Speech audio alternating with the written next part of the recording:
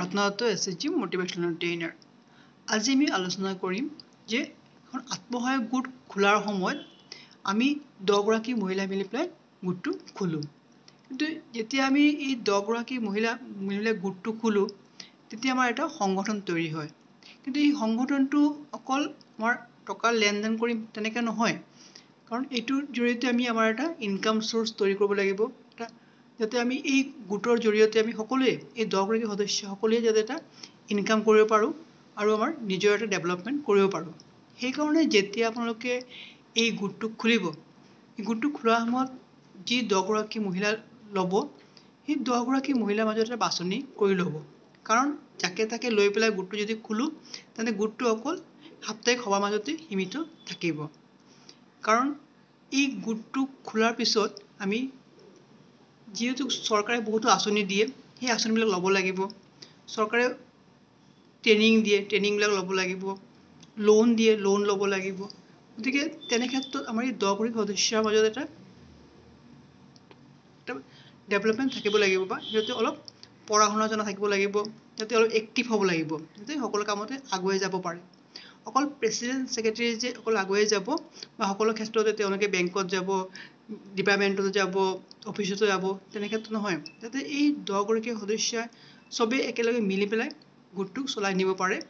সেইকাৰণে এই 10 গৰাকী মহিলা যেতিয়া আপোনালোকে চিলেক্ট কৰিব, তেনেক্ষেত্ৰত কেইটামান পইণ্ট আপোনালোকে চাই ল'ব যে মহিলাগৰাকীৰ মাজত আছে নে নাই।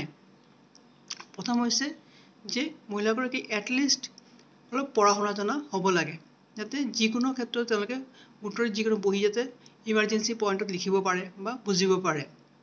2 নম্বৰ, যাতে মহিলাবিলাক অলপ এক্টিভ হয়, যাতে একদম মানে আহিলে আৰু যেনে তেনে বহি থাকিলে তেনেকৈ নহয়, অলপ যাতে বস্তুখিনি বুজি পায়, স্মাৰ্টলি চবৰ লগত কথা পাতিব পাৰে, তেনে পইণ্টটো আপোনালোকে চাই ল'ব। নেক্সট আছে যে তেওঁলোকে গোটৰ যি 10 গৰাকী সদস্য আছে সকলোৰে লগত যাতে মিলিব পাৰে, যাতে আপোনালোকে বাছনি কৰি ল'ব যাতে তেওঁৰ মনটো ভাল থাকে, যাতে বুজি পায় যে মানুহে এই 10 গৰাকী সদস্যৰ মাজত আমাৰ এটা ঘৰুৱা সম্পৰ্ক হ'ব লাগে।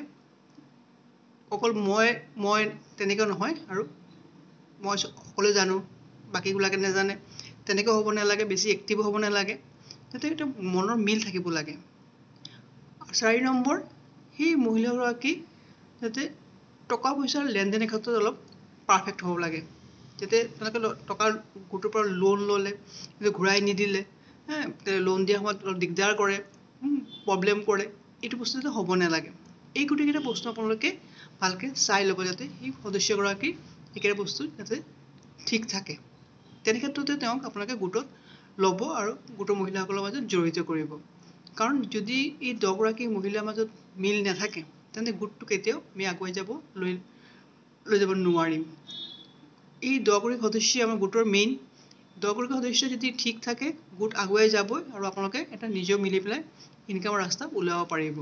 গতিকে এই গোটটো অকল গোট নহয়, এটা ঘৰৰ নিচিনা। ঘৰত যেনেকৈ চবেই মিলি থাকিব পাৰে, যাতে গোটতো সেই সকলো মহিলাই মিলি পেলাই একেলগে থাকিব পাৰে, সেই চিন্তা কৰি পেলাই আপোনাৰ গোটটো গঠন কৰিব। আৰু তেনে ক্ষেত্ৰত এই পইণ্টকেইটা চাই পেলাই মহিলা বাছনি কৰিব। যদি ভিডিঅ'টো ভাল লাগে লাইক এণ্ড শ্বেয়াৰ কৰিব, ছাবস্ক্ৰাইব কৰিব। ধন্যবাদ।